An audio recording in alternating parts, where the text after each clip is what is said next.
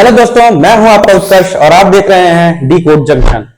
2019 के बाद भारत में जब भी चुनाव होते हैं तो लोगों के मन में एक सवाल बहुत तेजी से आता है कि क्या ईवीएम हैक हो सकता है या नहीं।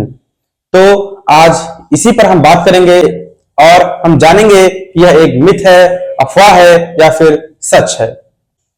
तो सबसे पहले हम बात करेंगे ईवीएम मशीन की। ईवीएम मशीन के 3 हिस्से होते हैं: बैलेट यूनिट, कंट्रोल यूनिट और वीवीपैट। वीवीपैट जो कि 2013 से चरणबद्ध तरीके से लागू किया गया और आज भी चल रहा है। यह एक पारदर्शिता के लिए लागू किया गया था। सबसे पहले हम जानेंगे बैलेट यूनिट के बारे में। जहां आप बटन दबाकर वोट देते हैं वह बैलेट यूनिट होता है, जिसमें प्रत्याशी का नाम और उसके सामने उसका निशान बना रहता है और आप बटन दबाकर वोट देते हैं।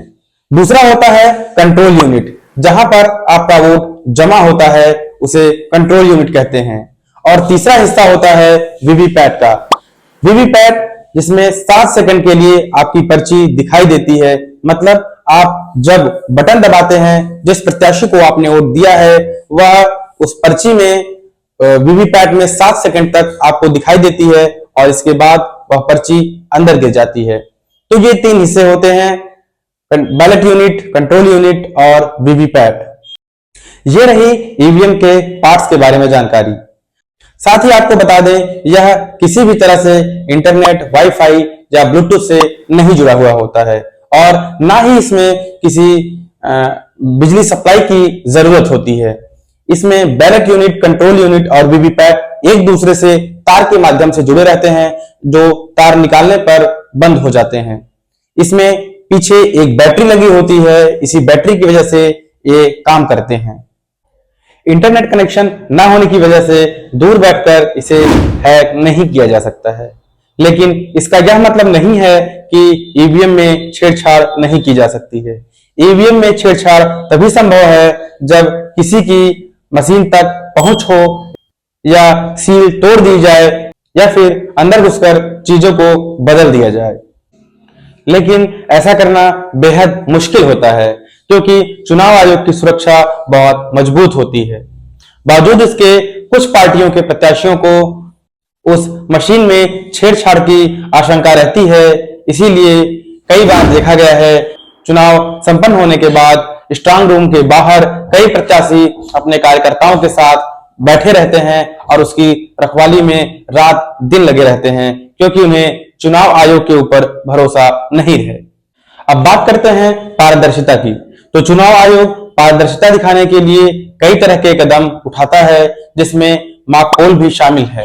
चुनाव शुरू होने के पहले प्रत्याशियों के द्वारा नियुक्त किए गए एजेंट के सामने एक मॉक पोल कराया जाता है, जिसमें एक दिखावटी चुनाव प्रक्रिया संपन्न कराई जाती है। उसमें सभी एजेंट अपने मनचाहे प्रत्याशियों के लिए वोट करते हैं और वीवीपैट के सामने जो पर्ची निकलती है उससे उसका मिलान करते हैं कि क्या हमने जिस प्रत्याशी को वोट किया है उसी के नाम की पर्ची निकली है या नहीं।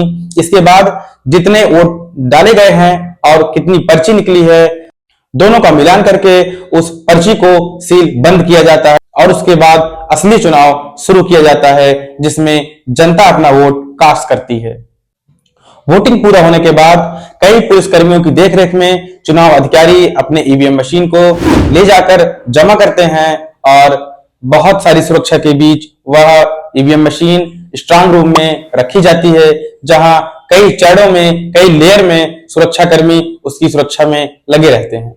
वोट काउंटिंग के दौरान वीवीपैट की सभी पर्चियों का मिलान के लिए कई बार याचिकाएं पड़ी हैं, फिर भी रैंडमली कुछ मशीनों से वीवीपैट की पर्चियां और उसमें पड़े वोट मिलाए जाते हैं।